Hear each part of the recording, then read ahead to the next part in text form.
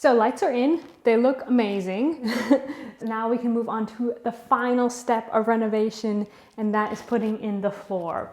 I picked up this amazing, beautiful laminate. It's wood grain, but it's still quite light in color, and it's also very smooth, which is going to help a lot to keep this place clean so I can mop it really well. In case you were wondering why I decided to put flooring in at all and not just use the concrete, this is actually the main reason. For safety purposes, I need this space to be easy to clean so I don't have a buildup of dust. And it's going to help insulate it, which is going to help keep it warmer in here and decrease my heating costs. What I learned from the internet is you also need to put something underneath the laminate floor, so I guess it doesn't crack and it creates like a moisture barrier. But I spent a little bit more money to buy this thicker underlayment that will help also a lot insulating the room. It's 10 millimeters thick, so it's a centimeter thick. Hopefully that will help to keep this place warm and also decrease my cost of heating. So I've never laid laminate floor before, but I watched quite a few YouTube videos. And let's see if I can manage this on my own.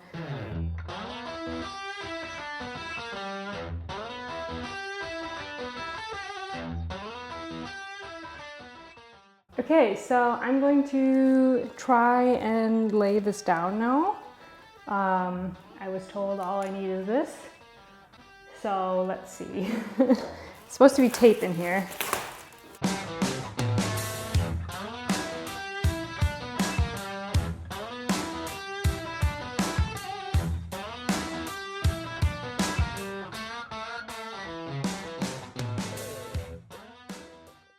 So I'm not being too precise here.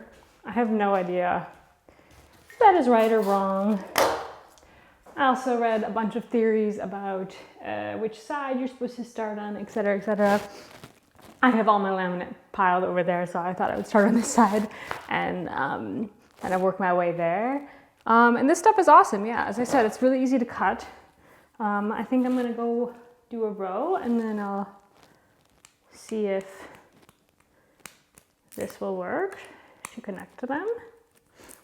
One thing I'm thinking about though that just like makes sense to me is that rather than be a little loose, then bowing, because if they're bowing, then they're going to push up at the laminate and maybe cause some buckling in the laminate.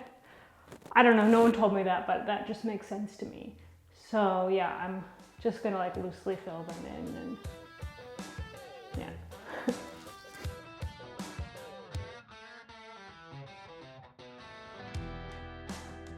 So another thing I'm thinking about while I'm laying these is the guy on YouTube. I'll link the videos I watched down below because they were very helpful. But the guy on YouTube said that when you're laying the actual floor panels, you shouldn't follow the same pattern. So you don't want to make it like a brick because then the joins are always, even though they're staggered, the joins are always in the same spot. You rather want to lay them out like randomly. So the joins are just like all over the place and the, I guess, weight is distributed most evenly. And now I'm wondering if the same goes for this underlayment because the guys online, they just have these big rolls of underlayment. So it doesn't really matter maybe so much for them, but these ones are pretty small. And I could see how a weakness could be formed along the joins. So I'm gonna like kind of like stagger them and try and make it as random as possible. So that the joins are not always in the same spot. However, the joins will always be in the same spot like this. But I was thinking if I lay the laminate then like this, which makes sense because this is actually the longest part of the room in this direction, then that can kind of counterbalance it. I'm not sure, but that makes sense to me, like to distribute all of the weight out over a larger space. So yeah, that's what I'm gonna do.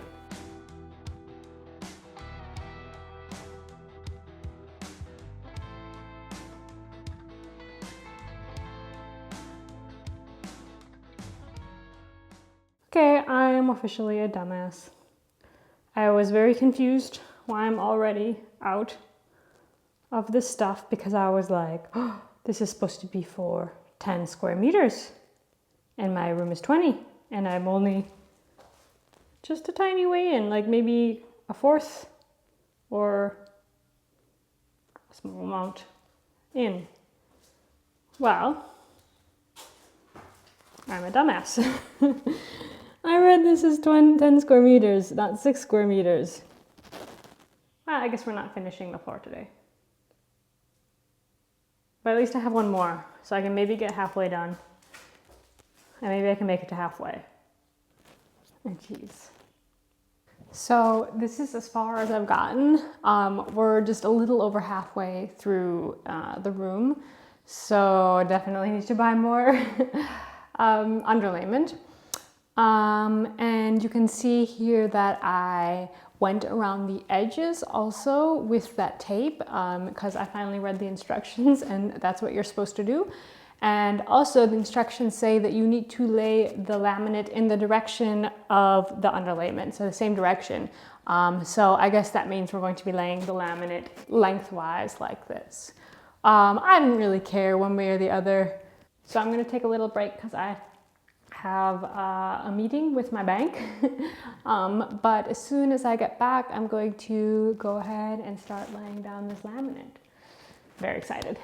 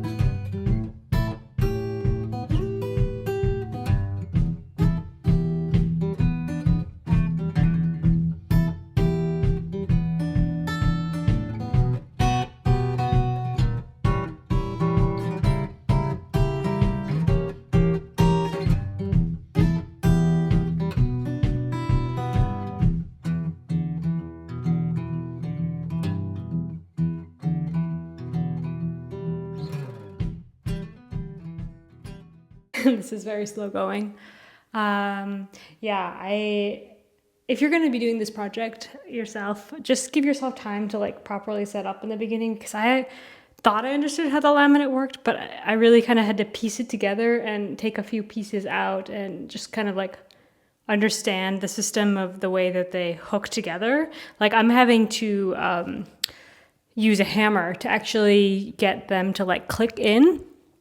I don't know if this is normal. The guys who I watched on YouTube, it looked a lot easier. They would just like click. But maybe this is because I bought the cheap laminate, or maybe this is because there's different laminate, or maybe they're just skilled. I don't know. But yeah, now that I've sort of got the hang of it after 2 rows, it's going a little bit smoother. And so now I'm just trying to remind myself to, of course, I'm trying to use as many offcuts as possible, but I need to not repeat the same pattern throughout. Like I need to try and make it a bit random. Yeah. And then also, one thing I forgot to tell you guys was you're supposed to put these, what is the word for those? It's not a jig, it's not a shiv. I don't remember what they're called, but these little spacers on the edges. So I'm just using little pieces of offcut laminate. Yeah, and I guess we'll just go as far as I have energy to go today.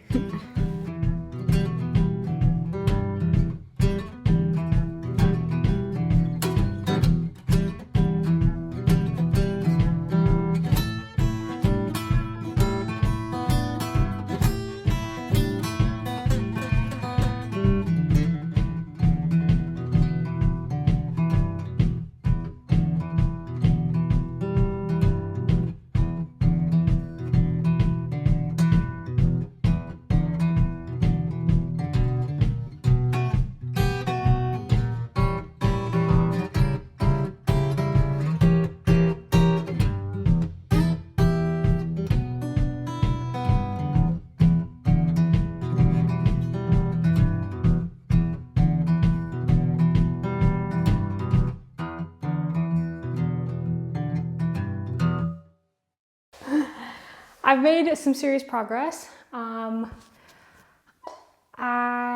guess I'm about a third of the way through, but it's getting kind of late and I'm tired, and I'm also getting close to the edge of my underlayment.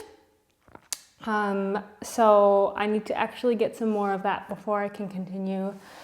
So maybe I will finish this tomorrow, but I'm loving how it looks. Laying laminate is kind of fun because it's like a puzzle. It is super repetitive though, so like my back is like killing me. Yeah, you can totally do this. Yeah, anyway, I'm going to call it for the day and I'll see you tomorrow maybe.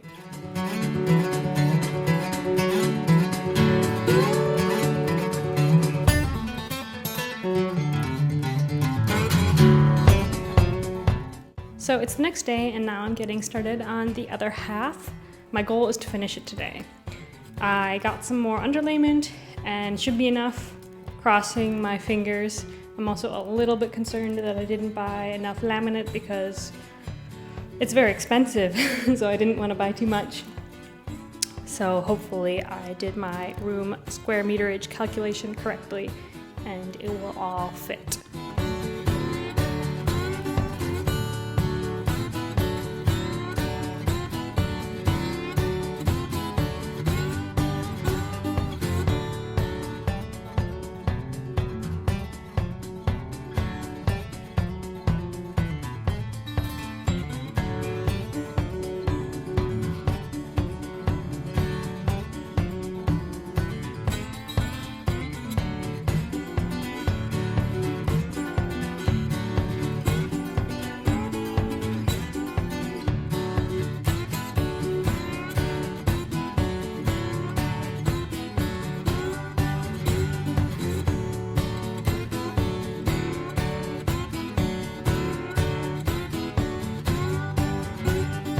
Well, there we have it, folks. I am completely exhausted, but completely elated and energized by this floor. I am honestly so proud of myself. I have never done such a project before, to build something like so structural to a space. It feels pretty good. This is why I love doing these types of projects, because like it just feels so empowering, honestly, like to be able to make the space around me. Yeah, I'm sure it's the same reason why I love pottery too. You know, you're making something that people are using every day and it's such an like integral part of your life. Anyway, I'm so happy with this. Of course, there's still a little bit more to do. I still need to put in the, I never figured out what this word was, the part that goes along the edging of your floor. I need to put that in. I have it still, and I just bought one that you basically glue in with like some strong glue. It's like quite late now and my partner's upstairs already having dinner made for me. So I'm going to call it quits for the day. And tomorrow I'm going to put in those boards. I think that I'll probably have to wait till that dries before I can start moving stuff in, but I guess the next day, or you know, in your world, it's just going to be a few seconds. But I'm very excited to finally move into my new studio. Yeah, it's been a long time coming. Okay, guys, I haven't been updating you throughout this process because this went a little, this was a little bit more difficult than I thought it was going to be. It's really funny because for me, the trim was going to be complete afterthought. I was really focused on the floor and I was really worried about the floor, and I thought, well, the trim, you know, looks easy. And also like the YouTube videos I watched just like glossed over it. I had a hell of a time with the trim. I think the first thing that went wrong is I don't have a proper nail gun. So I thought, oh, I'm just gonna glue it. Somewhere I heard I could just glue the trim to the wall, right? I bought this glue that was like right next to the trim in the store, and it looked like the right stuff. And it was a disaster. I couldn't actually get it to stick to the wall. the things were just too long. Like I wasn't able to like apply pressure to the whole trim at one time. So that didn't work. So I went back to YouTube and yeah, I saw that most people were using a nail gun. So I do have a small nail gun. It's actually like a staple gun, but it can take small nails. So I went out and I bought some small nails. Fortunately, the small nails were too short. So eventually I just found these nails that I actually just owned. I have no idea where they're from. And I tried to nail it in by hand. And in fact, this is what I actually ended up doing, because no way in hell was I going to buy a freaking nail gun for this project. That's crazy. I've already spent so much money on this project. Yeah, I just nailed them in by hand actually. And then it comes to my second problem. The trim that I bought, it's not like, there's no right angle to it, right? It's kind of like slanted. It has like a bottom and it has a side. And I didn't realize this at the time, but now I know that there are little plastic fixtures that you stick into this so you can get the right angle. So when I was cutting it, like, you can't get the angle right if you can't get this flush against the square, if that makes any sense. So none of the connections, there's one connection that I'm really, really proud of that actually fits. The rest of them are just chaotic messes. They're awful. I'm so embarrassed by the craftsmanship. It's truly, truly bad. Now, the third problem is that I actually ran out of trim. I was one piece too short. I was trying to save some money, of course, so I didn't want to buy too much, but when you consider you having to cut smaller parts to fit into smaller areas, yeah, I just ended up running out. The problem with that, though, was that the store where I bought the trim at originally was closed. Apparently on Saturdays they close at noon. This is the countryside in Germany, and because it is Germany, nothing is open on Sundays. So I didn't want to wait until Monday. Also, I don't have a car on Monday because my partner and I are sharing a car and he has to go to work on Monday. So I rushed to another hardware store that was open still, and I got some trim, but it's different trim. It's pretty close, but obviously that's making the consistency of it look even worse.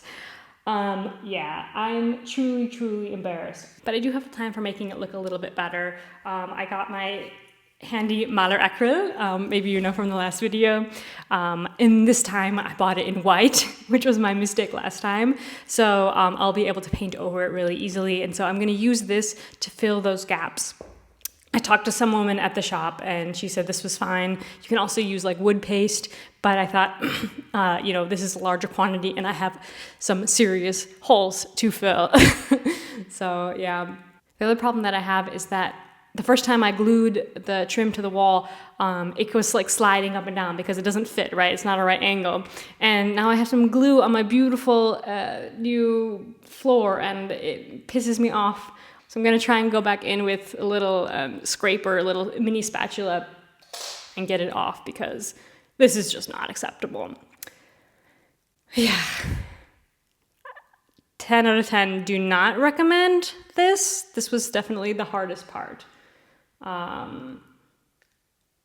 Maybe, so if I can give you any tips for doing this, if you're going to do this yourself, try and find trim that's actually having a right angle, or use, I don't know if you have this in your area, but use the little fixtures that this fits into, because yeah, even if you got like what is that called, a quarter round instead of trim, you could just do that.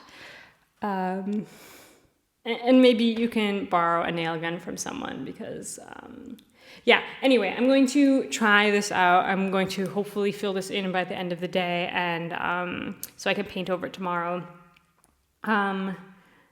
Let's cross our fingers that this doesn't look like a disaster. I mean, I'm okay with it looking not perfect. Like, no one's gonna notice my floorboards, but I've been working on this project for so long, I'm kind of like in the zone. Like, I really just like want it to look okay. So that's where I'm at.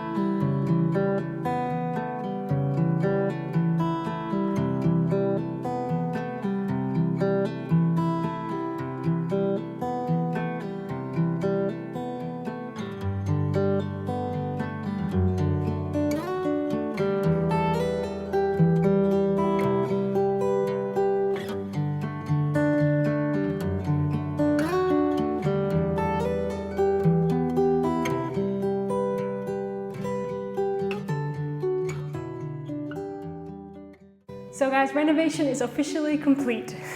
I'm so happy how it turned out. This is a completely different room than the horror that we started out with. And yeah, so that's going to be it for this video. Next video, I'm going to be moving in furniture. I'm going to be setting up my studio. So if you're interested in like the intricacies of how a pottery studio is set up, definitely check that video out. If you're interested in following my journey, you can also find me on Instagram at potterytothepeople. I'm posting all the time, probably too much. Otherwise, I'll see you in the next video. Bye, friends.